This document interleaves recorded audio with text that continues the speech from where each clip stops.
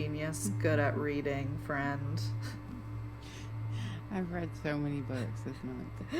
How many have you read? I read 1, 2, 3, 4. Oh, I read 5. I read 5 books on George Bush, mostly George Bush. One of them's just on, it's the Jakarta Method, and it's just about basic anti-communism, but it's important to the story. Wow. Well, thank you for doing all this research. I'm excited to hear part 2 of this story. Yeah, things get really exciting as where we left off with Poppy finally becoming officially part of the CIA.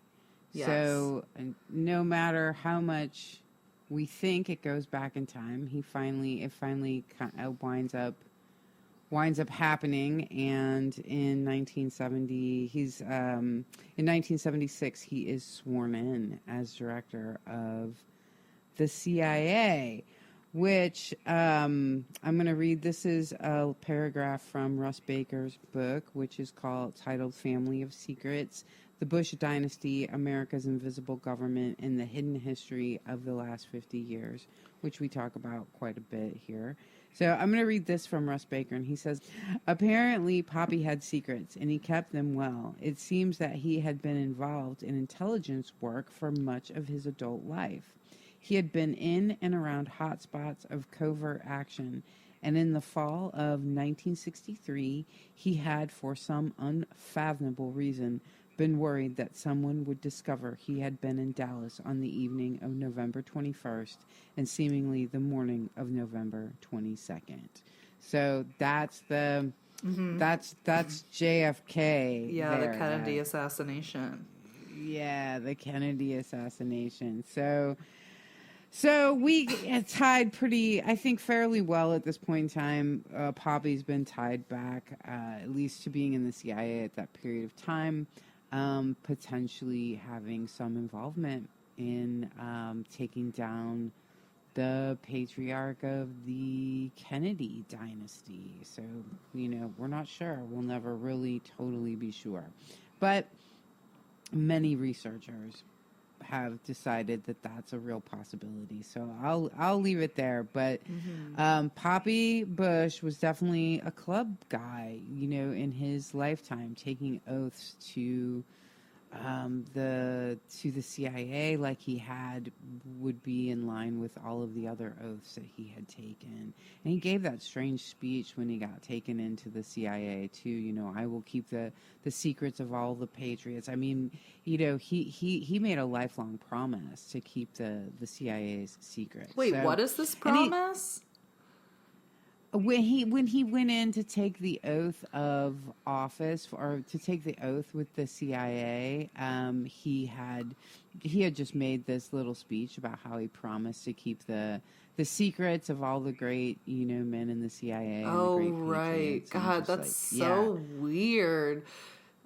Right. I thought we were supposed to be like a government, like for the people, by the people, but it's like everybody is just keeping everything a secret from us. Yeah, I mean, he vowed passionately when Poppy vowed passionately to keep the secrets. Cool. He was super into that. Yeah, cool. Super cool. So that's I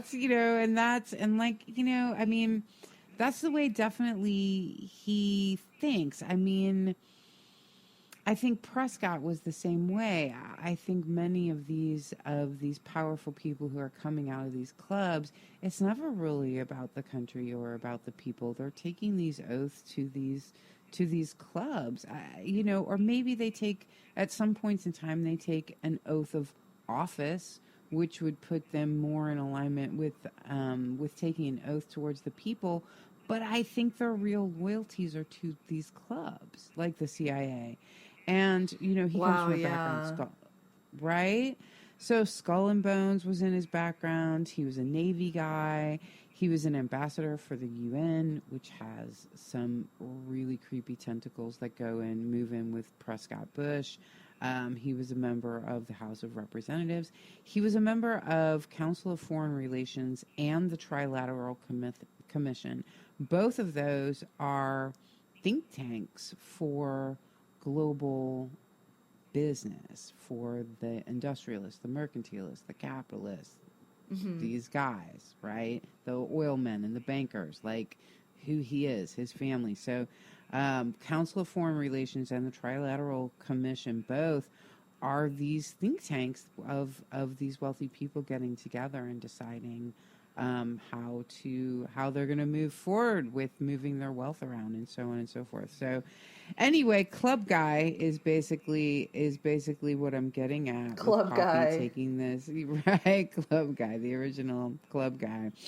It's and like so really interesting to think about that as a concept, like people's loyalty actually just being to these secret societies versus, and I mean, they're not really a secret. Like Skull and Bones is not a secret, and like the Bohemian Club is like not a secret. But these, I guess, the better word would be like these really exclusive societies, and like not actually to like the quote unquote country you're supposed to be serving. I mean, I don't think countries should exist anyways, but like in this hypothetical where like these guys are supposed to be like putting America first, or like whatever stupid shit they say to like get people to listen to them. It's just like, yeah, I guess so, but really it's like your secret club with your bros where you like don't even do anything cool. Like when I watched video footage of Bohemian Grove, is like, this party sucks. Like this isn't even cool. You guys are fucking losers. Anyways, just thinking about that just really kind of made me think about. That just made me think, Michelle. You're just making me think. I don't know. That's great. Bohemian Grove does look like a terrible party. I would not want to go.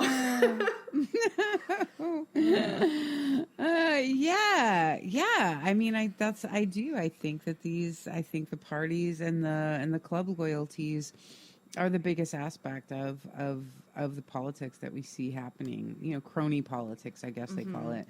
So Poppy's in the CIA now, and the church, like Frank Church, is the senator who was bringing out the COINTELPRO stuff, which was from the FBI. That was FBI's kind of scandal. But while he's doing that during the 70s, while Senator Frank Church is running the church committee and doing this, he's pulling up all kinds of gunk and goo about these politicians and these industrialists and these, you know, these businessmen and so on and so forth, these philanthropists and these media. You know, he's finding out, he's pulling up all of this stuff. So at the time that Bush is being appointed to the CIA and he's making his oath and all that, Frank Church, among others, Senator Frank Church, among others, are opposed because of several things. Because he has a series of potential connections to some highly questionable activities, right? And also because it's known at this time in the late 70s, everybody knows that George H.W. Bush, Poppy Bush, wants to get in the White House. He wants to make a run for president. He had already made one run for president in 1968. It's known that he has this lifelong goal of getting into the White House.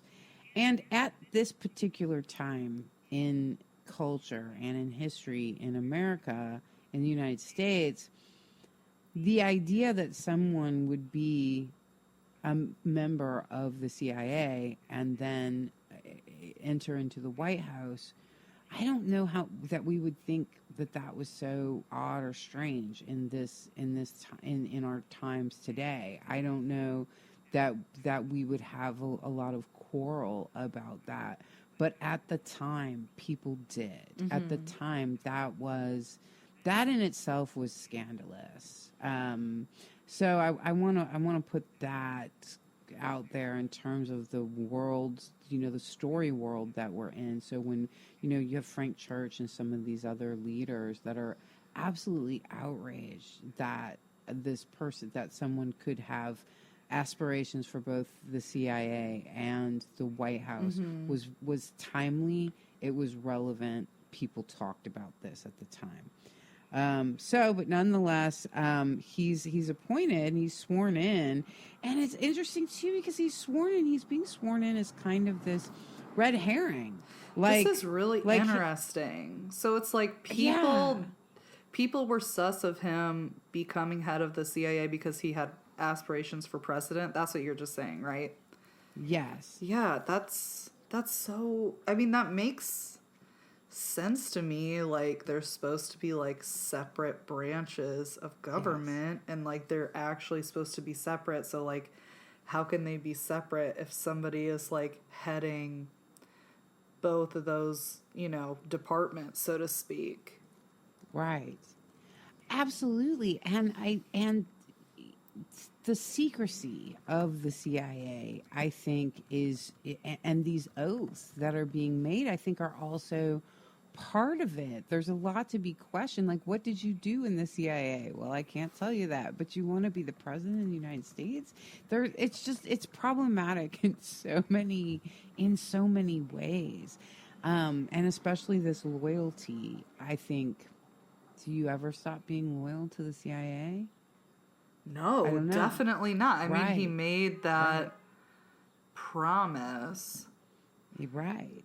And I think they do. And so, high-level people during that time period actually did question that. Yeah, so, I guess my question about it would be, because I just looked it up, and they are in the same branch of government. They're under the executive branch. But, like, as a president, if his loyalty is still to this agency that he's supposed to be overseeing, is he really going to have, like, he's not going to be asking those questions of accountability, basically, because he, like, would want the CIA to kind of be able to do whatever they wanted because he worked there, and that's, like, who he's loyal to. So instead of, like, a president who's going to be, like, I mean, whatever, they all fucking stick up for each other and cover up for each other anyways, but it's like, that makes sense to me that, like, somebody who's the president just wouldn't, who had worked for the CIA just wouldn't have the initiative to, like, hold them accountable in the same way, because they, like, would want them to be able to get away with stuff. Absolutely. I mean, I think absolutely. I think that's what George Bush winds up doing the entire time on the White House. Yeah. And just, having a president who's been involved in covert operations that we know the CIA does, it's a complex overlap that, at the time was called out. And that happens to be, that crosses paths with the fact that, he's being appointed as something of a red herring. Mm-hmm. I mean, both historically and also improvisationally in the moment, because he's actually this appointment is being made as somewhat reactionary. Like, it's starting to come out that he might have been a member of the CIA at the point when the Kennedy assassination happened. Right. And even before that. And so they don't the Poppy and his camp and the CIA, which he runs deep with, they don't really want that coming out. And so they do one of, like we've talked about in the last episode, the ways they cover things oftentimes are really messy and counterintuitive, and it winds up working for them in the long game. Some of that winds up really working. So it seems like he gets appointed from this reactionary position of, like, well, I don't know about them, but he sure is now. Hey, break out the band. Let's listen to the speech, or whatever. Like, it's this totally weird, like, distraction that the Bush families, and their CIA cronies, right, are really good at doing. So he's appointed. That's happening now. A couple of months into this, a young person named Jim Bath, I mean, he's probably 30, maybe a little older, Jim Bath, he's an American. He's a newly minted aircraft broker. So he just started this business as an aircraft broker. And he gets a call from Salem bin Laden. Now, this is about just a couple of months after Poppy is Okay, assigned. this seems really to- important because Yes. we know what happened. So a couple months after he's assigned to the CIA. Right. Salem bin Laden calls somebody named Jim Bath. And Salem bin Laden is, of course, from the famous bin Laden family. He's Osama bin Laden's brother. But that having been said, Osama bin Laden is one of 54 children of his father. 54. So he has a lot of brothers. So although Salem bin Laden is Osama bin Laden's family, when you have 54 siblings, children of your father, you don't maybe necessarily know them all. I just want to and not illustrate- necessarily well, you know? Like, I Or definitely not know necessarily 54 well. people, but I wouldn't say I know 54 people well. Right?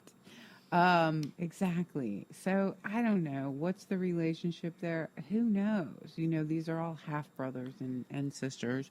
And there's many bin Ladens. The other brothers did this also. The bin Ladens are a huge family of people. That name, many people have that name. So I do want to set that stage of how many bin Laden, and they're known to have some differing political, as you would with 54 people. You're going to have that you didn't choose. You're probably going to have differing political standpoints, which the bin Laden family all did as well. Nonetheless, it is Salem bin Laden is Osama bin Laden's brother, and he calls Jim Bath, this person named Jim Bath. So who brokers a deal. He's a new aircraft broker, and he brokers a deal for an F-27. Now, in both of these, Salem bin Laden wants to buy this F-27. And so in both books that I read on this, in Russ Baker's book and in Dave McGowan's book also, both of them, and in an article I read, also in Unger's book, I guess, everywhere I read it, the guys go on about the F-27 was this really outmoded plane. Like nobody would really want this plane. So all the bros that I read when to do this talk are like, it's this crappy plane. They all felt like it was important to mention that. So I will mention that as well. This F-27 was a crappy plane. Nobody would want this plane, but Salem bin Laden wanted it. And so Jim Bath is a pilot himself. He had been. He winds up having more tentacles here than just being a aircraft broker, of course. So, but he flies himself personally flies the F-27 to Saudi Arabia to Salem bin Laden, and he stays there for a few weeks. As he returns to the United States, by the time he returns to the United States, he has been hired in a notarized contract, hired by Salem bin Laden as a U.S.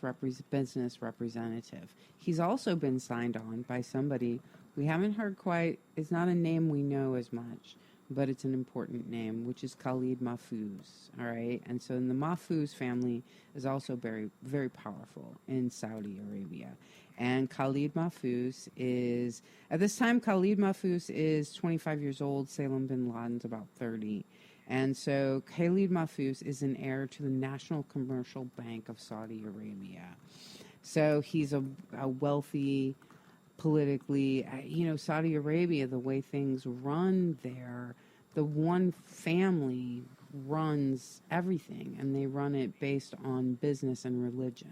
And so there's the kings, like the leaders, particularly the kings, but the leaders in Saudi Arabia, they can do the thing, they can make these laws that are they're called fatwas. And they can make their preferences essentially like against your religion, like, you know, right? Like on a whim, right? They're like, I'm having a bad day, and so now you're like, one of them at one point had said nobody could talk about the earth being spherical anymore, you know, or whatever, because he didn't believe in it. So like he could make this thing that would make it against your religion to talk about the earth as a globe. This 25-year-old could do that. Not necessarily this 25-year-old. I'm just giving you an idea of what kind of it's like in Saudi Arabia. And so this 25-year-old was just basically, he's just this rich kid, this kid who's gonna, you know, inherit this like international bank, and he does whatever he wants, and he can buy airplanes, and he can do anything he wants anytime he wants to do it for the rest of his life. So, anyway. What a life. What a life. And so, Jim Bath signs on to also be Khalid Mahfouz's U.S. business representative. So, Jim Bath returns to the United States, and he is, at this point now, he is the United States business representative for Salem bin Laden and Khalid Mahfouz. So like a business representative would just be somebody who's like literally an American representing your business interests and like trying to make deals and stuff? Yes. For the most part. Okay. We'll get it. Jim Bath is a bit of a specialist in a few things here, but yes. That does not surprise me. Yeah.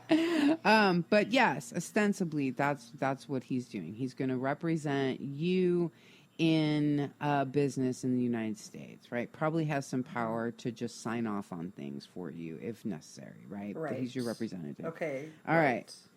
So I'm going to read a little bit from Russ Baker now on this subject. So he says, certainly the bin Ladens and the bin Mahfouzes were stars in the Saudi firmament. Thus the question, how did it happen that Jim Bath, close friend and National Guard minder to George W. Bush, an acquaintance of Poppy Bush, suddenly become a business partner of these two powerful Saudi families just weeks after Poppy took over the CIA?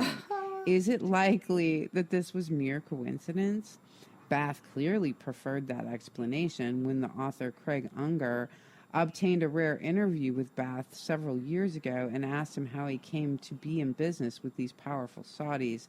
Bath offered the story of the unexpected phone call, although he claimed not to recall what year it had taken place. Again, and you know, and Bush did some work, Poppy Bush did some work for the Bank of Saudi Arabia also as an employee. But if you ask him what he did, he can't remember. You know, when was that? Do you know when that was? I might have that later in my notes.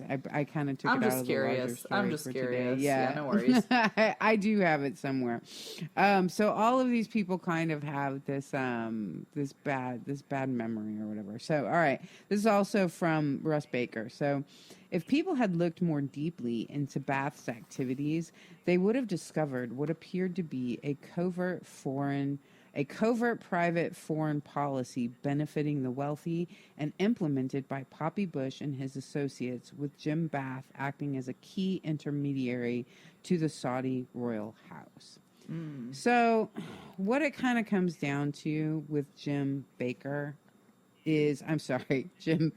I have Russ Baker and Jim Bath. I'm looking at both of those names. I mean, they're all just like very, I get why you would confuse them. Very American. So the thing with Jim Bath is that essentially he is, at the time that he becomes this aircraft broker and he does this bit with Salem bin Laden, he's actually been contracted by the Bush family for years at this point in time. Like, we'll be talking about him again when we talk about W, because Jim Bath is a pilot. He's a really good pilot. And he winds up being kind of a minder for W when he's at the Champagne unit, trying to do his military duty. Mm-hmm. So, and Jim Bath has done other things for the Bush family. And this is kind of where you take somebody like Jim Bath. What is it that they do exactly? And they contract for these rich families in these ways of whatever's needed. For a while, they needed him to be an aircraft broker. Jim Bath started several businesses that would be fronts for the Bushes, and probably did something very similar for the Bin Ladens and the Mahfouses. Okay, so interesting, right? I mean, people like Jim Bath exist, and they work for a family in this way of contracting for them various kinds of fronts and deeds and businesses and needs to do this, that, and the other. I feel like you could do any number of jobs when your primary job is to contract for one of these like espionage cartel dynasty families like the like the Bushes. And Jim Bath is pretty clearly one of these folks. So there's a term that comes up that I think is really a funny term, and it's called sheep dipping. And so I'm going to read what this is, because I think there's a good chance, or Russ Baker at least thinks that there's a good chance that Jim Bath is sheep dipped. Okay. Because of Bath's skills and background, he would have been a prime candidate for what is called sheep dipping. In this process, the Air Force typically loans a pilot to the CIA, and the pilot ostensibly becomes a civilian, but all his military records are transferred over to a clandestine department within the Air Force. The pilot gets routine promotions and retirement credit points just as if he were on active duty, except that this part of his record is missing from files released under the Freedom of Information Act. If there are missing periods within a span of military service when no active duty is documented, that is a sign that the flyer was sheep dipped. So wow, so Baker could Bath could very easily be one of these sheep dipped people. And I want to share this too. There's a man named Charles W. White. They call him Bill, and he was a former real estate business partner with Jim Bath. And so he has some things to say about Jim Bath that I'm going to go ahead and share here. And I had kind of Russ Baker, the writer of this book, winds up kind of answering my question when I'm like, who is this guy? This guy's supposed to be an acts-like business partner. All of this is just really pretty hearsay-y. But Russ Baker says at some point, he's like, well, everyone's always used his testimony. Like, he always comes up when people talk about Jim Bath. So Baker went ahead and used him. And so I'm going to go ahead and use him too, because it kind of tells the story that everyone is getting at when they're looking at the facts surrounding Jim Bath. So this is what Charles Bill White has to say, and this is a former real estate business partner of Jim Bath. And so he says, Bath was very forthright with me when we went into business together in 1978. He said, Bill, I come from a poor background. I have no money of my own, and this relationship with the Bushes and the Saudis is of paramount importance to me because I derive all of my capital and all of my business contacts from that relationship. White says Bath told him that he was personally recruited by George H.W. Bush when the Senator Bush was CIA director in 1976. In all likelihood, though, he was actually recruited much earlier. He explained that the Saudis had basically entered into a quid pro quo relationship with Bush, and that Bush, when the CIA director, worked with the head of Saudi intelligence, and the CIA trained the palace guard to protect the Saudi royal family, which was concerned about a fundamentalist revolution. So White is also saying that the CIA is funding both sides of things in Saudi Arabia. They're funding those fighting against the royal family, and they're funding the royal palace guards. Yeah, also, so they're just funding like chaos. Yeah, discord, fear. They're funding fear, right? We'll see this pattern with them again later. also. So it says, and this is still White talking, he says, my understanding of it is that Ba'ath represented the Bush interests and bin Laden, bin Mahfouz interchangeably represented the Saudi royal family interests, said White.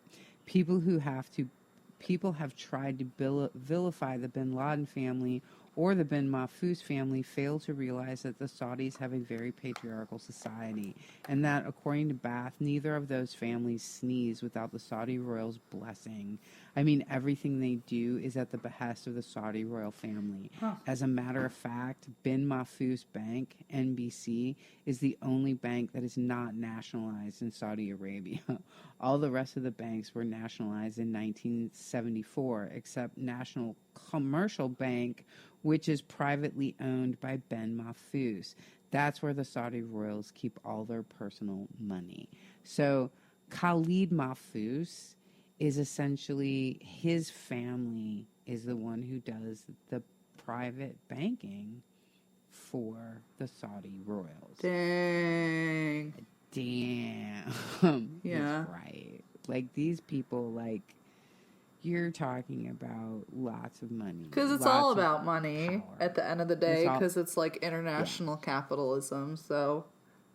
Absolutely. I mean, international, just espionage, like mafia shit, you know? Yeah. This is all like fucking mafia shit. These people have their own fucking bank.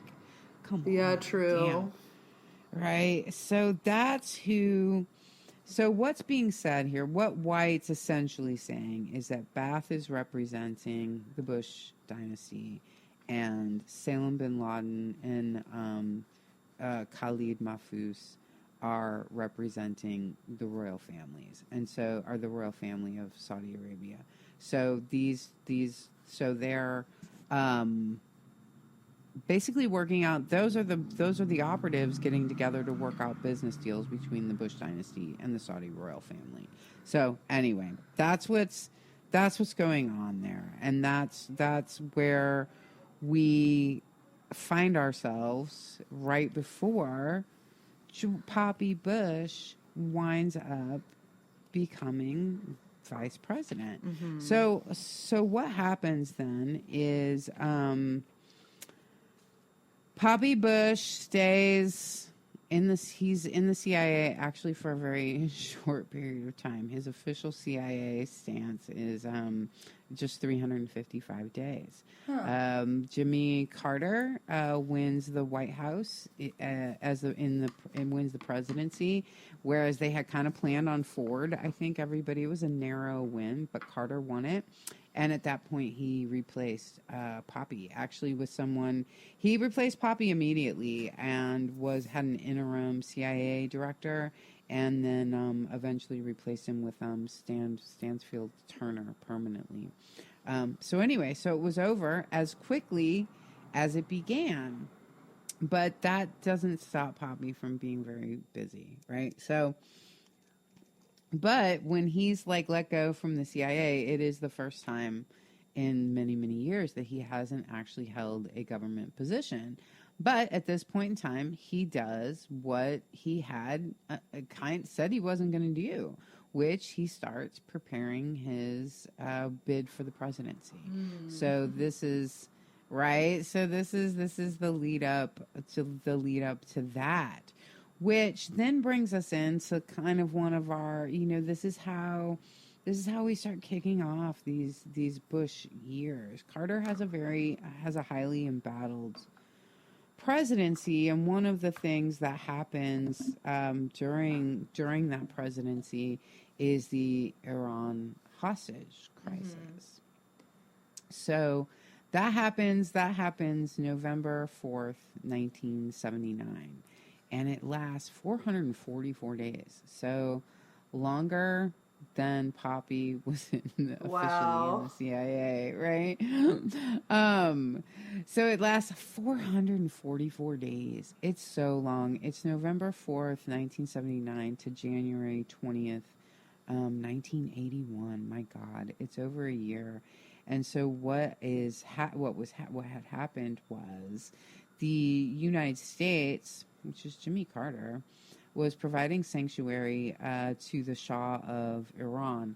and who had been overthrown by the Iranian people the year before. And so the U.S. was giving him sanctuary, and they were giving him medical care, and Iran wanted him back. They wanted him to stand trial for what he had done, and the U.S. was refusing and to turn him back over. And so it was a group of Iranian citizens, militarized citizens, students, and they had taken in how many? 52 American diplomats and citizens in Tehran, and had captured them and held them hostage for 444 days. That's crazy. Yeah. So and Carter could not broker this. He couldn't negotiate those hostages back during this period of time. So that was a real stain on his presidency. And one of the things that's happening too is, he's not giving back the Shah, which I'm not sure what was going on there, why he's not doing that. But there's all these other things that are working on the back burner, part of which, of course, is the CIA brokering these deals. And so what they realized, let me read this part too, from Baker about what. Now, this is like Poppy's people, and this is, and of course the CIA, because they go together, right? So this is Poppy worrying that these hostages are going to wind up being released before he can make this run for the White House, right? So he doesn't want that to happen. So these people are so sick. So, all right, so this is from Baker's book, and he says, clearly, though, CIA operatives worked hard to influence election outcomes, abroad at least. They were not so effective this time around. Ronald Reagan surged past Poppy and claimed the GOP nomination. Soon, however, Reagan was persuaded, thanks in part to some negotiations by James Baker that were supposedly conducted without Poppy's consent, to make Poppy his running mate, and Poppy brought with him the tricks and mindset of spycraft. The greatest fear that Bush and his fellow Republicans had was that the Carter White House would resolve the Iranian hostage crisis in the final weeks of the 1980 campaign and throw the election back to the Democratic incumbent. Within the Reagan-Bush campaign, this threat was termed the October surprise. So before everybody voted in November 4th, they were afraid of the October surprise when Jimmy Carter might at the 11th hour pull out a way to God forbid. God forbid, right? He helps these people. Right. So, Gary Sick, Carter's National Security Council expert on the Middle East, contends in his book, October Surprise, that William Casey, the manager for the Reagan-Bush campaign, worked out a clandestine deal with the Iranians during the summer and fall of 1980. This involved a quid pro quo. If the 52 American hostages were held until after the election, the Republicans vowed to deliver desperately needed arms and spare parts to Iran. The 1980 election involved, in six words, a political coup that handed the Reagan-Bush ticket to the White House.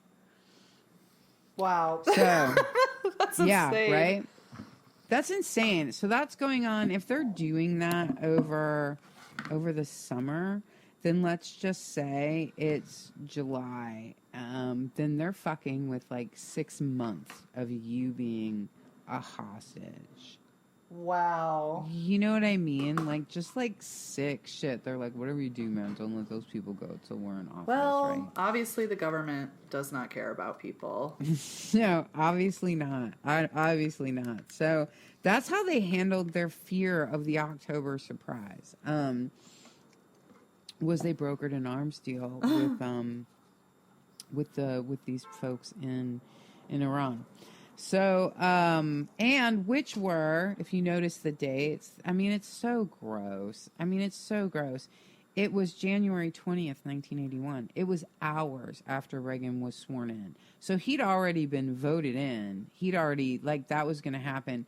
They did not hand those people over until he was like actually sworn in to the White House. Wow. Like just hours afterwards, just making this big everybody making this big show, right? Well, I guess the Iranians were just so happy Reagan was president that they just, of their own volition, decided we're not going to keep these hostages anymore. Right. It's just crazy that that's what they want people to think, and that people just do think that. Like, who the fuck loves Reagan that much? Definitely not the Iranians. Yeah, definitely not. Yeah. So that was that's happening the day Reagan takes office. The day. That's insane. The day. You know what I mean? Like whatever, cue the rock and roll music. Like, here we go. Like, the Reagan Bush White House is like, it's insane. It's a crazy, crazy place. And that's just the roll up, you know? Yeah. So that happens January 20th. And then, so that's basically what we're going to kind of do here is look at the Reagan White House as a through the lens that it's essentially being operated by a high level CIA operative, which is Poppy Bush. And so what happens now, 9 months, I'm telling you, it's a wild place. Oh, wait, did I want to read a couple? Yeah, you know what? Here's something that kind of backs up. I'm going to back up a little bit. So we're going to back up to like... Back it up. Back it up. So I'm going to back up to saying... this is just the kickoff to what's about to happen in the Reagan Bush administration. And I want to read a couple of quotes from the Miami Herald, which this came out initially. Came out on November 16th, 1986, and it's looking back on some of the things that's already been happening in the Reagan White House at this point in time. So one of the things it says is the Reagan administration changed the way covert action programs are carried out. Not only is the CIA, the agency traditionally charged with undercover foreign policy, involved, but the White House has directed many of the actions itself through the National Security Council. That's going to be important in a minute. That appears to have been the case, especially when officials wanted to skirt bureaucratic and congressional constraints, sources said. Okay. So Reagan is his whole White House really muddles the way those lines between intelligence and the executive branch, which is why we kind of, I feel like we have a different idea about secrecy in the White House these days than the American public did 40 and 50 and 60 years ago. So this is another bit also from that same Miami Herald article. It says, Reagan's programs sometimes surpass in magnitude those undertaken in the CIA's golden age of covert operations, which ended by disclosures and congressional investigations of such CIA operations as assassination plots against Cuban President Fidel Castro and the destabilization of the government of Salvador Allende in Chile. So that's even referencing JFK. So what this article is saying, what this journalist is saying, is that Reagan's White House, the way they handle their relationship with the CIA, with covert and clandestine programs, is unique, is something new. It rivals the Reagan White House in its own secrecy, rivals secrecy organizations on their own, is basically what the journalist at the Miami Herald is saying. So I think those quotes are relevant to what we're kind of going into this wild and crazy Reagan Bush White House times. Okay, yeah, right? well, so wow, I mean, if there's anybody who's going to be good at keeping secrets, it's going to be somebody who was in the fucking CIA, so... Damn right. Here he goes, Your time to shine, pony boy. Yeah, no doubt. And he really utilizes the White House effectively in that way. So we're rolling up into this this Reagan Bush administration, and times are just they're really pretty.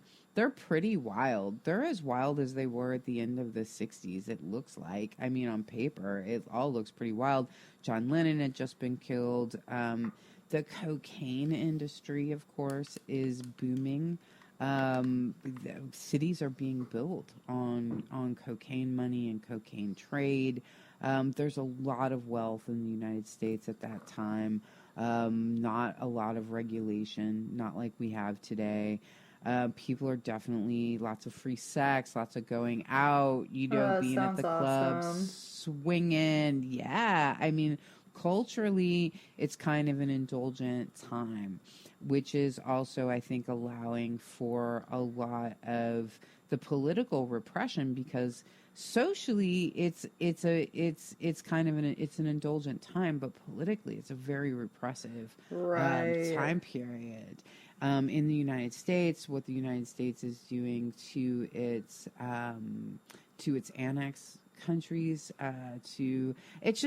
they're really, I mean, all over the world, you're seeing a great deal of repression and closing down. But the American government, the U.S. government, and the CIA has their hands in a lot of this nonsense. Mm-hmm. So that's happening all over the world. And so, but 9 weeks into the Reagan presidency, so we have already got this hostage situation, and 9 weeks into it, Ronald Reagan is shot.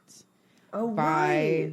Right. He's shot by John Hinckley Jr., who up until I was reading these books, until right now, I never knew this, but the Bush family knew the Hinckley family.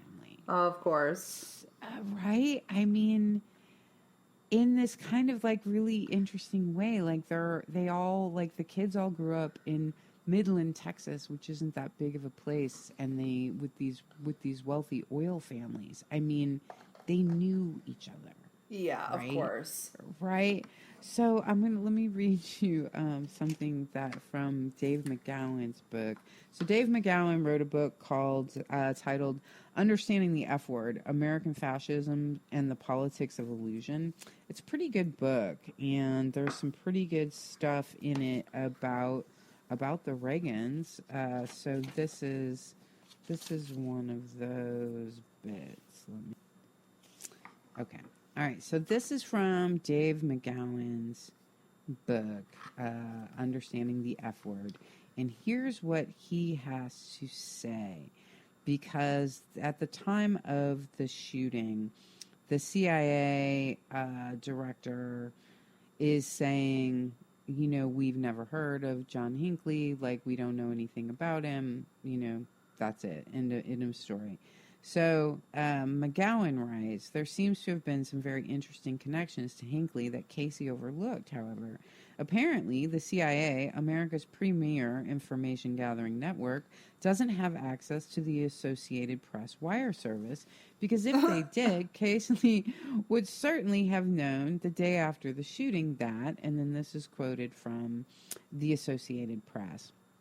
The family of the man charged with trying to assassinate President Reagan is acquainted with the family of Vice President George Bush and had made large contributions to his political campaign. Scott Hinckley, brother of John W. Hinckley, who allegedly shot at Reagan, was to have dinner tonight in Denver at the home of Neil Bush. Oh, God. One of Neil the vice Bush? president's son. Right. We never hear about Neil Bush, right? One of the vice president's sons. The Houston Post said it was unable to reach Scott Hinckley, vice president of his father's Denver-based firm.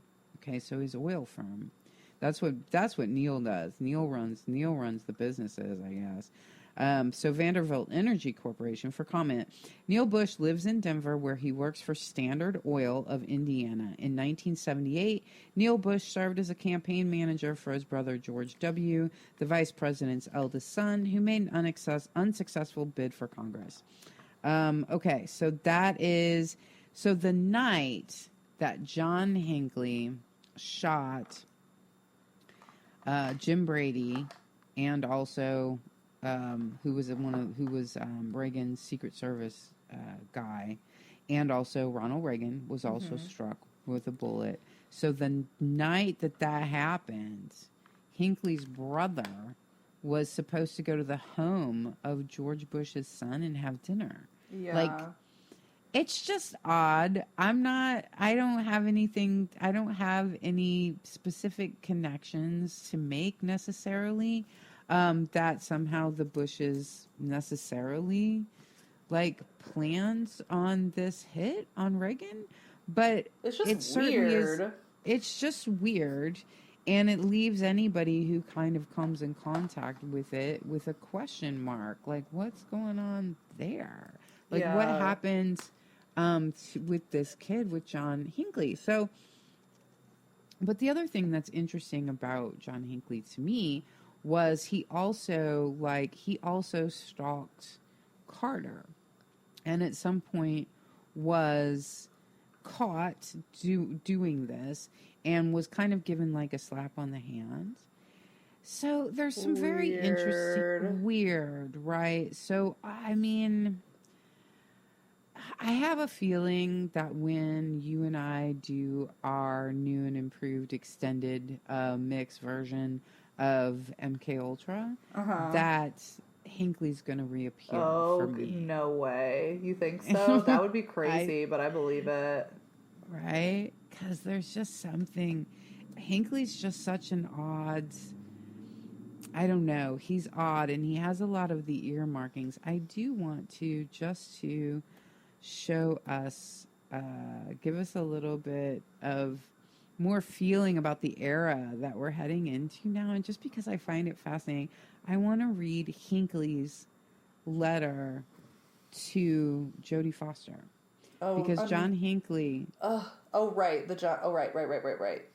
Right, because John Hinckley said that he shot the president to get Jodie Foster's attention, which is also part of what throws it back in the, like, is this an MK Ultra kind of, because they create those focal points out of, like, famous people or famous books or famous songs, So anyway, right. But this is, like, this letter to me, though, it's just a few paragraphs long, and it's fascinating. And to me, it really sums up the times in an odd way to me, just the feelings that this person is going through here. So he says, "Dear Jodie, there is definitely a possibility that I will be killed in my attempt to get Reagan. It is for this very reason that I am writing you this letter now. As you well know by now, I love you very much. Over the past 7 months, I have left you dozens of poems, letters, and love messages in the faint hope that you could develop an interest in me. Although we talked on the phone a couple of times, I never had the nerve to simply approach you and introduce myself. Besides my shyness, I honestly did not wish to bother you with my constant presence. I know the many messages left at your door and in your mailbox were a nuisance, but I felt that it was the most painless way for me to express my love for you. I feel very good about the fact that you at least know my name and how I feel about you, and by hanging around your dormitory, I've come to realize that I'm the topic of more than a little conversation, however full of ridicule it may be. At least you know that I'll always love you, Jodie. I would abandon the idea of getting Reagan in a second if I could only win your heart and live out the rest of my life with you, whether it be in total obscurity or whatever. I will admit to you that the reason I'm going ahead with this attempt now is because I cannot wait any longer to impress you. I've got to do something now to make you understand, in no uncertain terms, that I'm doing all of this for your sake, by sacrificing my freedom and possibility, my life. I hope to change your mind about me. This letter is being written only an hour before I leave for the Hilton Hotel, Jodie. I'm asking you to please look into your heart and at least give me a chance with this historical deed to gain your love and respect. I love you forever, John W. Hinckley." Ooh. That's his letter. I know, right? Like that's some wild shit. There's some wild shit going on this kid's mind. So like, maybe maybe he's just an unhinged kid from an otherwise, wealthy pillar of society, family. But I mean, it's definitely not partisan. He wants to get Reagan, but apparently he wanted to get Carter too.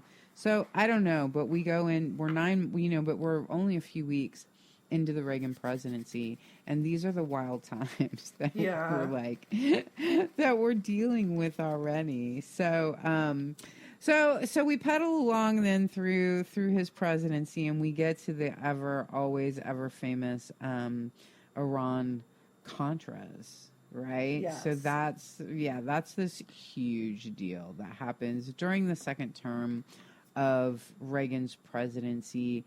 But it really starts much sooner than that. I mean, the relationship really goes back quite a bit farther than that. But at any rate, just like nutshell, the Iran Contras here is what I'm going to do and put it into a larger picture. It certainly is. I mean, there's many books written on the subject. There's a great deal to be uncovered in the entire scandal. It's actually really fascinating. Oliver North on the stand can be some really fascinating bits of Americana kind of to just listen to the way that they talk about what they were doing at the time. But the Iran Contras were when senior administration, so that's the White House and the CIA, there they are, make a secret sale of arms to the Khomeini government of Iran. And then the proceeds from that gun deal will go to fund the Contras in Nicaragua. So the United States had been funding the Contras in Nicaragua, which were a CIA funded and founded. The CIA founded the Contras and funded them, and they were an anti-communist army against the standing government in Nicaragua, in El Salvador. Like this, I mean, it's crazy what the CIA did. It's a proxy war. It's the United States having a war that they don't have their own troops performing in. And so the CIA and I mean the White House, just kind of in general, is secretly funding this army against. I mean, it would literally be like Russia funding an army of American people to kill American government. I mean, like that's what it is. So, and that's what the CIA is doing. So, so they are going to use these proceeds from this sale to continue to fund the Contras in Nicaragua, which they get caught doing. But this is not the only thing they've been doing during this whole scandal. It's not just one gun deal. It's many gun deals. In fact, it's guns for drugs across the board. So they're fighting the Sandinistas is who they're fighting. And there's all of the, you can listen to Ronald Reagan come out, and he's really behind the Contras, which is the CIA founded and funded army. And he keeps calling them the freedom fighters. And anyone who's really high level and talking to America about what's happening, they are always talking about these freedom fighters and how important the freedom fighters are, and like it's really some deep mind games that are at work here in maintaining this proxy war. But the U.S. Congress had cut off funding prior to the Iran Contras, had cut off the funding, and so the White House and the CIA were finding these other ways to pay for it. So another way that they were also paying for the Contras was by flying in drugs. They were trading weapons for drugs, and so in Nicaragua, and so piles and piles and piles and piles and piles of drugs for piles and piles and piles and piles of weapons. So all of these things, all of these trades are happening actually on American soil. That's another interesting thing about just the audacity of the Iran Contras in its full spectrum, everything that they did. So one of the places that they were doing this trading, let's see, wait, I want to read something on, because everything's billed as anti-communism. You and I have talked about that before, and we will talk about it some more. But everything's billed as this anti-communism, and you have to stop these communists because these communists are so terrible. When oftentimes what's being funded by agencies like the CIA is that governments that the people of not just Nicaraguan people wanted, but people all over the world, often the governments that they prefer to have in office are being fought against in these proxy wars. This is not the only proxy war the United States has conducted. All right, so the U.S. is trading weapons for drugs in and out. So it's weapons out, drugs in. So where are they doing this? How are they doing this? This is a huge story. CIA drug dealing is, it's pretty known at this time, and a lot of people have gone down in very serious ways around the world because of the CIA's drug dealing. But one of the ways that they continue to fund the Contras is that they are literally selling drugs in the United States. Like, they're processing and distributing crack cocaine into very specific areas in the United States. Meanwhile, you have several administrations of the White House who have done enormous work in the propaganda against drug users, in the propping up, coming to the drug war. The Reagan White House, of course, being the real pinnacle. Yeah, it's just so interesting thinking about, like, the U.S. funding, like, both sides of a conflict in Saudi Arabia, and then also, like, literally doing the same thing here. Like, yes, they're pushing drugs into, like, they're pushing crack cocaine into specifically black communities to try and perpetuate, like, the anti-black narrative of the country. But then they're also, like, fueling the other side of the war against it, and it's just, like, constant chaos. Like, no peace anywhere for anybody. It's the truth. And they're using profits from street drugs to fund Contras in Nicaragua, right? The CIA's army. And they're also setting up all of these laws that allow, first of all, property to be confiscated, with drug laws, like property like, you'll get all your property confiscated and then you can be acquitted, but you don't get your property back. So, like, those laws are all being installed in the Reagan White House, and setting up what the Clinton White House is really going to do the hole-in-one on, which is really setting up these crime bills that would make then these billionaire industrialists very wealthy off of the prison industrial complex. So all of that is taking shape in this bullshit that's coming out of the Reagan White House. And Reagan's he's savvy to this stuff, or else Poppy's just really taking over. I mean, by the end of Reagan's term, supposedly, he had Alzheimer's, and people often say, I don't doubt necessarily that he had Alzheimer's, but he may have also been like, you know what, I'm just gonna go. Yeah. Because this shit's like, I don't want to talk about this stuff anymore. I could still totally see Ronald Reagan being like, you know what, I'm in over my head at this point. I'm just gonna go be quiet.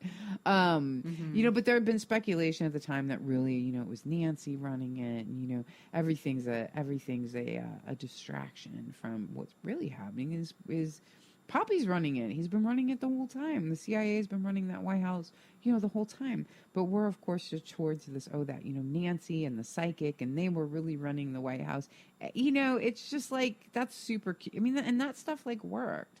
I mean, the public kind of like was like, oh, that must be true. You know, that bitch Nancy, she's running things. And like, you know, like, right, that really, and that psychic, that crazy psychic, all of that, like it suited our misogyny. It suited our narrative when we, especially since we didn't even have this narrative about the CIA at the time. So all of that's pretty interesting stuff coming, you know, that's happening there at the end of the Reagan term.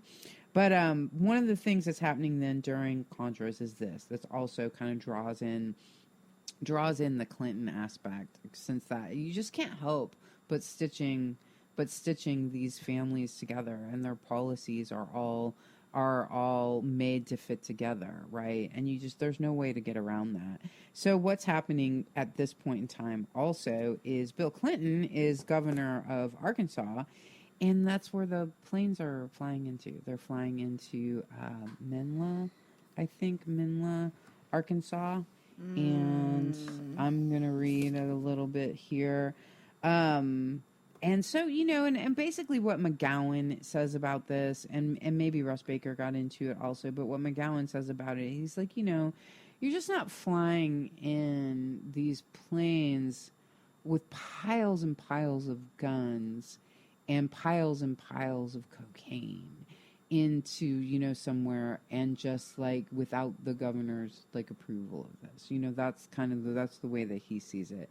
So it says, it seems that the good governor, this is McGowan, it seems that the good governor was considerate enough to allow his state to be used as a base for George and Ollie's illegal Contra operations. From an airfield in Mena, Arkansas, weapons were flown out of the country and drugs were flown back in. And so, and where McGowan's going with this is he's saying, you know, this isn't going to come without, some goodies for Bill Clinton. And so for one of those things would probably be money, probably cash kickbacks, which all of this is cash. I think that's the other thing that kind of blows my mind when I really lie down and think about the kind of space you would need to run an operation like this. And it's like, not only do you need space to store and trade enormous amounts of guns and drugs and a place to put your airplanes and so on and so forth, but just the money. Like, you have to have physical storage places to store all of this money, and you have to have staffs of people to take care of just the cash. It's staggering. It's mind-blowing when you think about it for a minute. So McGowan kind of, you know, he says too, he's like, you know, so there's probably going to be some cash, and, you know, it's pretty lucky that Hillary Clinton and Vince Foster also both, you know, work for the Rose Law Firm there, and according to McGowan, we're probably pretty good at laundering this type of money. So that, just to kind of stitch in that Bill Clinton aspect of it, because I think, you know, you'd mentioned that before in our last time, you know, like, but where does Bill Clinton come in? You know, maybe that is part of where he comes in. Oh, it certainly would seem like it. Right. I mean, it's not, you know, and I mean, it's something else that, this is another quote from Dave McGowan, kind of on the subject of like Clinton and like what he really did in office. He said, you know, once in office, Clinton balked on the gays and the military issue and on national health care, and instead passed an anti-crime bill that liberated the use of the death penalty and gave the states money to hire 100,000 additional police officers. The use of the death penalty and incarceration rates soon began to skyrocket. You know, which later W, you know, he comes in under those new death penalty terms, and like, I mean, W's death penalty record is really staggering. Like, W really executes a lot of people, but it's made possible by what Bill Clinton does with his crime bill. So, according to the way McGowan sees it, this action in Arkansas with the planes and the drugs, he's saying that he sees Clinton in on that, and that this essentially kind of buys Clinton's way in with the Bush family. According to the way that McGowan and Russ Baker also really look at the Bush family, you're just talking about a family of people who had a lot more power than some of the other people that you would consider to have power. A lot more power than Reagan, more than Clinton, more than Nixon. Probably a similarly equalized power with Kennedy, which might be why we don't have Kennedy anymore. Right. Or why we lost Kennedy. So yeah, power brokers for sure. All right, so that's very much of a nutshell of the Iran-Contras. Really, really ugly business. Really, really dark business that's going on there. So we get into this thing too. Another one of the scandals that happened during the Reagan White House that's important is because there were so many. I guess they're all technically important, but there were so many. So it's BCCI, which is Bank of Credit and Commerce International.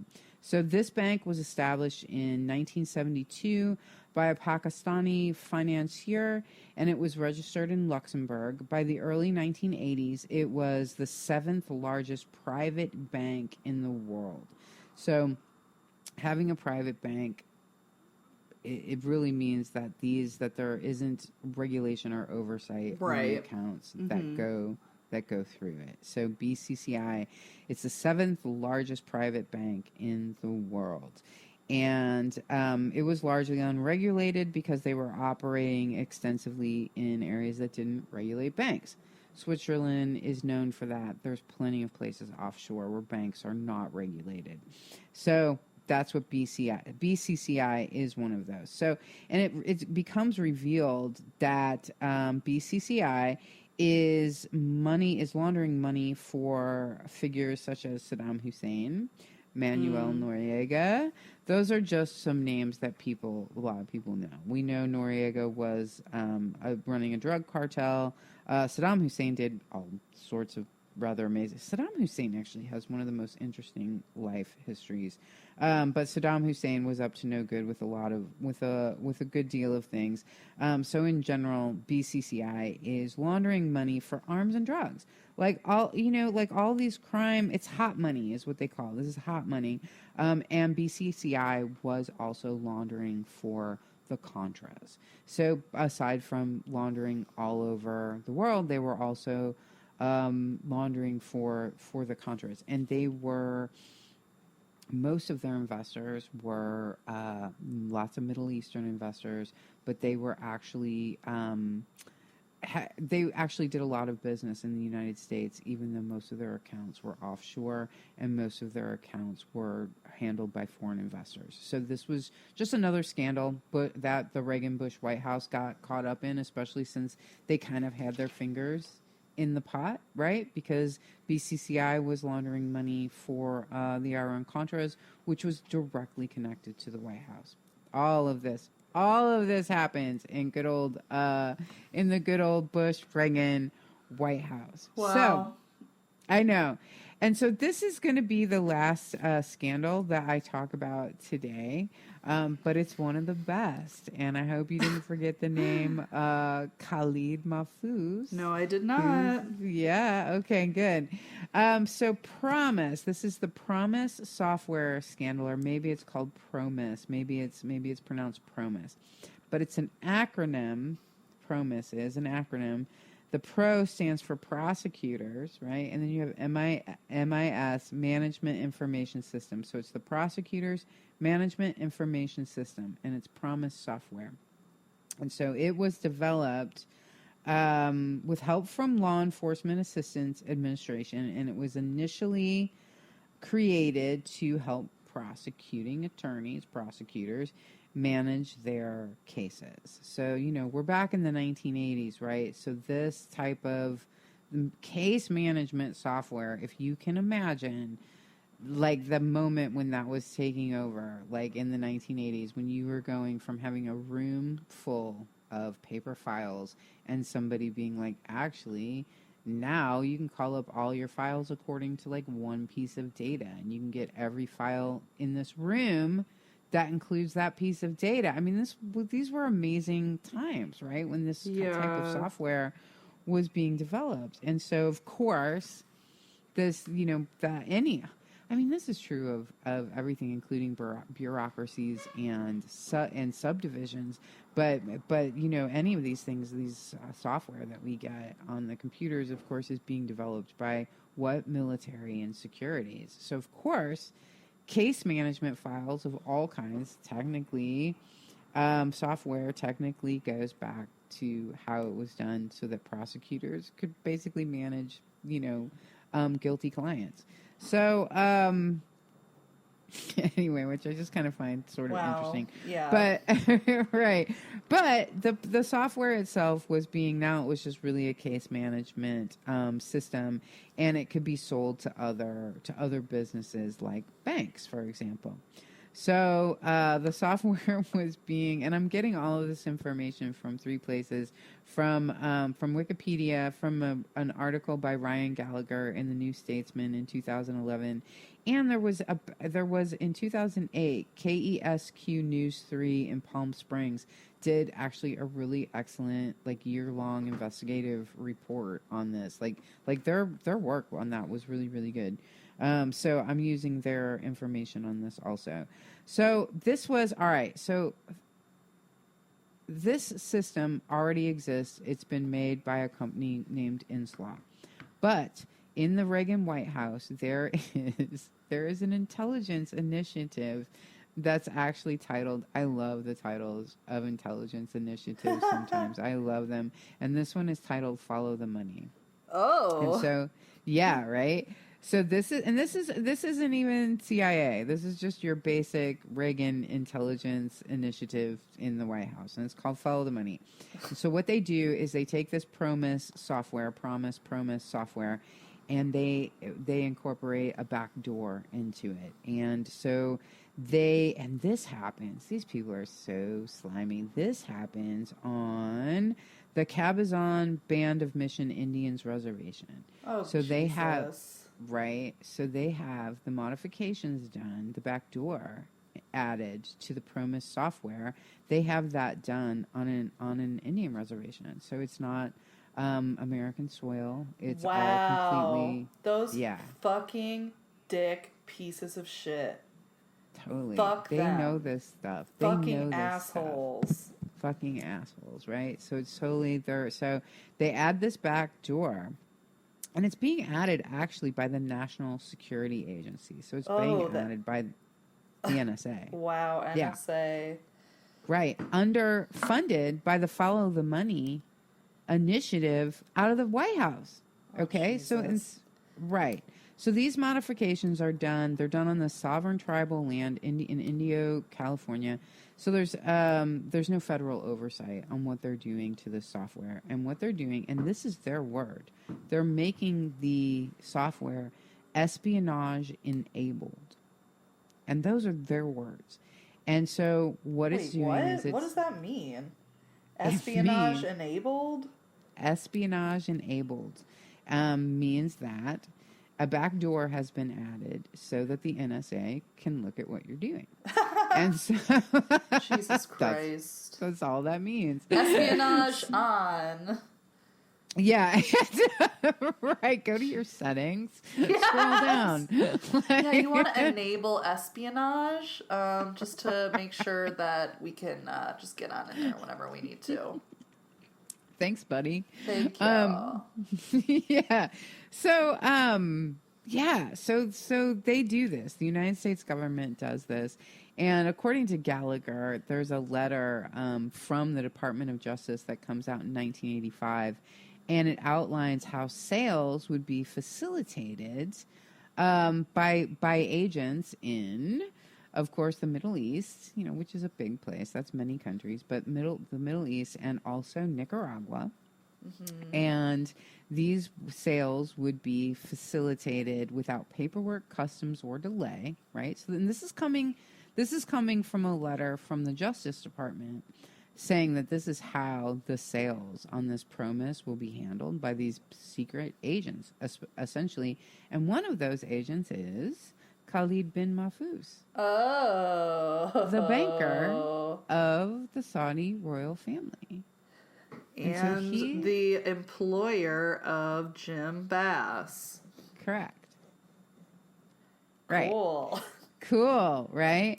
So anyway, the Reagan White House manufactures these and goes on to have them distributed to various bankers and industrialists via their own like agents, their own rich agents.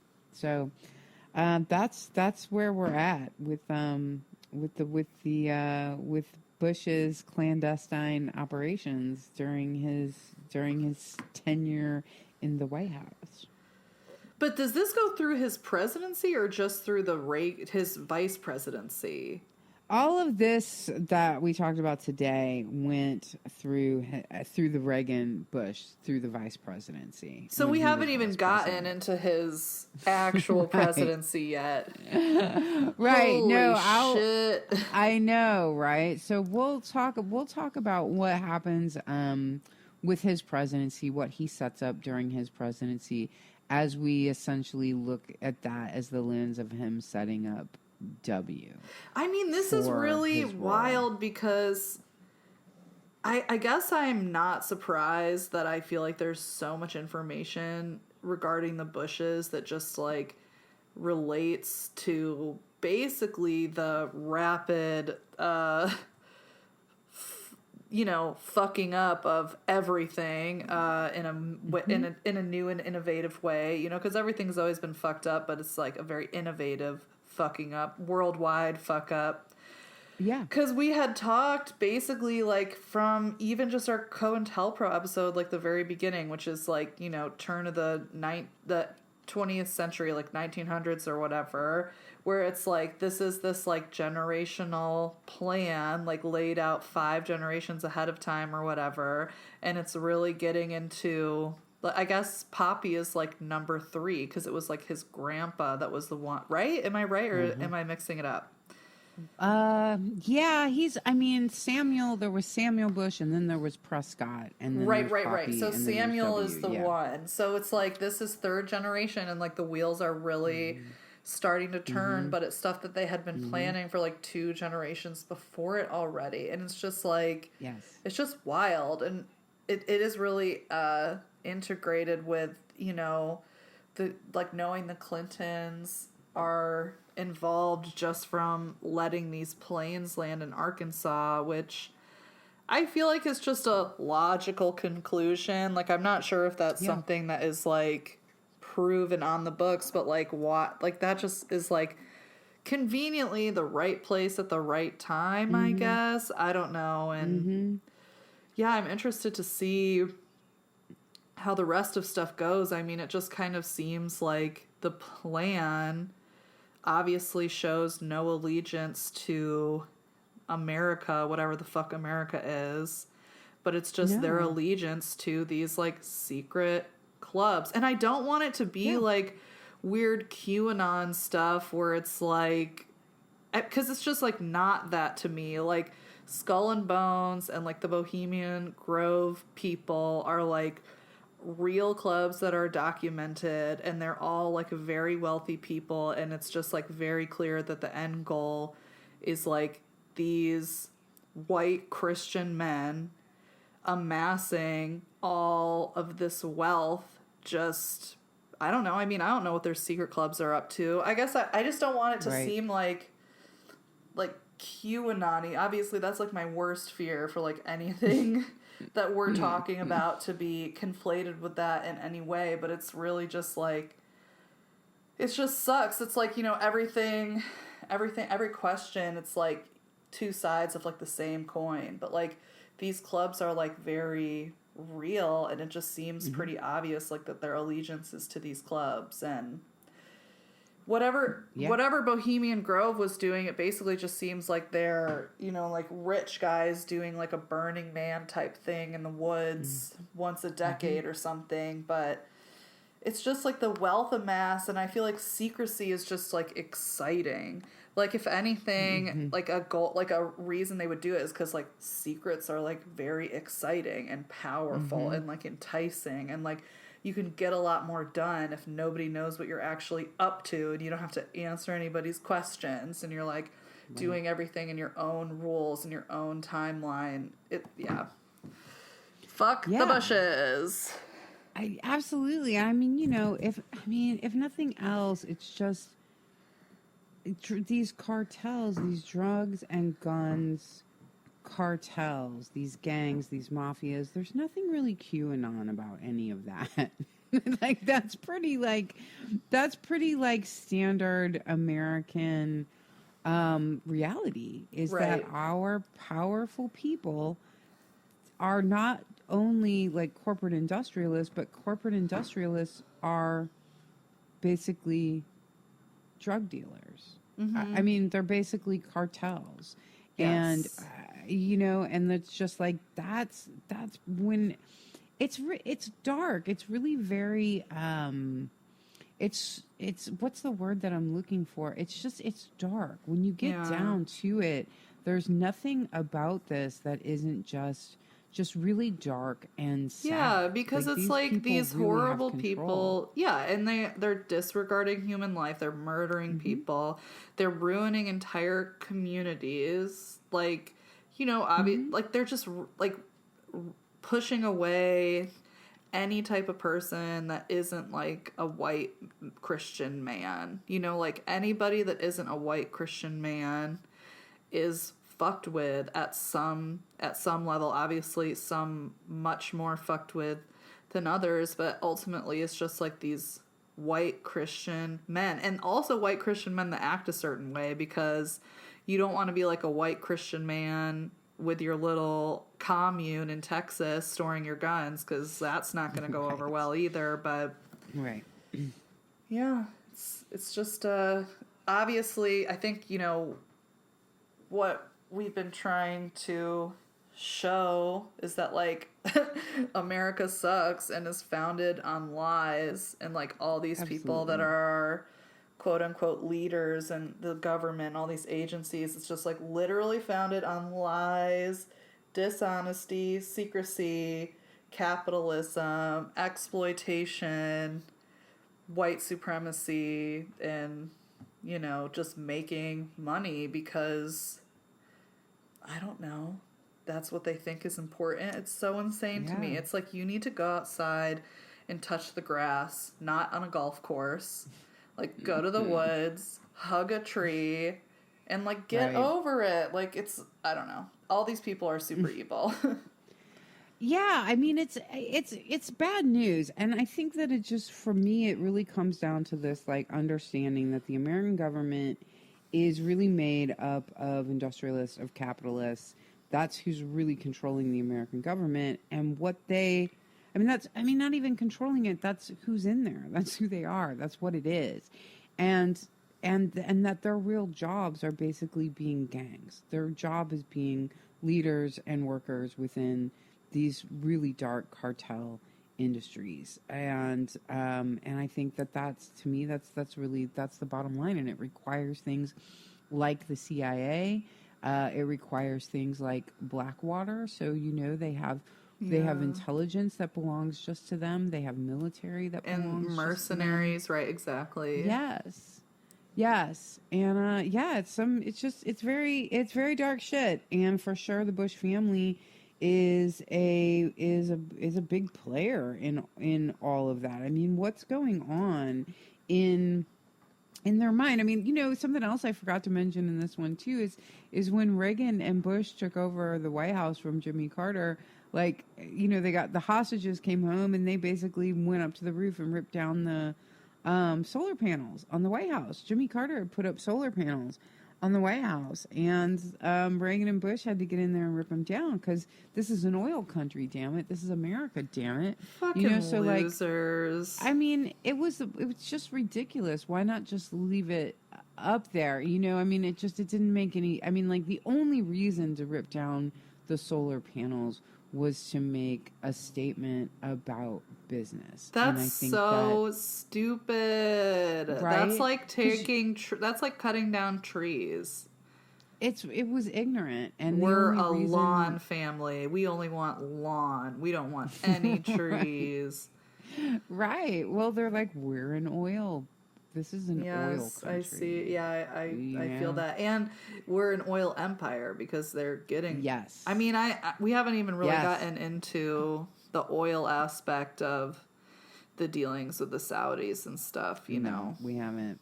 No, we haven't. But I'm reading House of Bush, House of Saud by Craig Unger. So that just, it leaves me at this point in time. It leaves me with more questions than answers. But it's actually really good, and we will we'll talk about it with when we talk about W getting you know, how do you, I don't know, how seated into the White House. I mean, you know.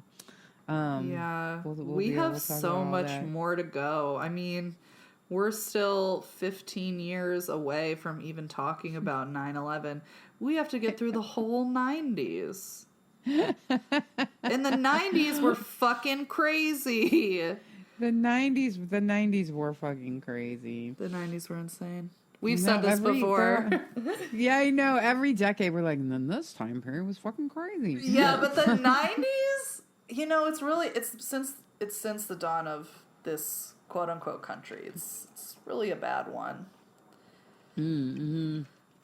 Yeah, the 90s. Bad country. Wild. F. I give it an F.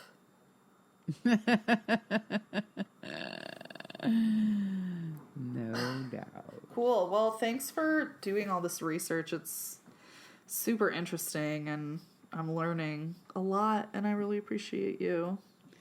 Yeah, well, thank you. Me too.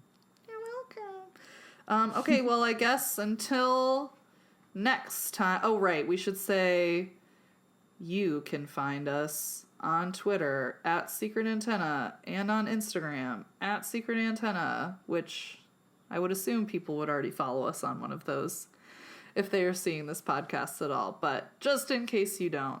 Oh, and you can email us secretantenna@protonmail.com.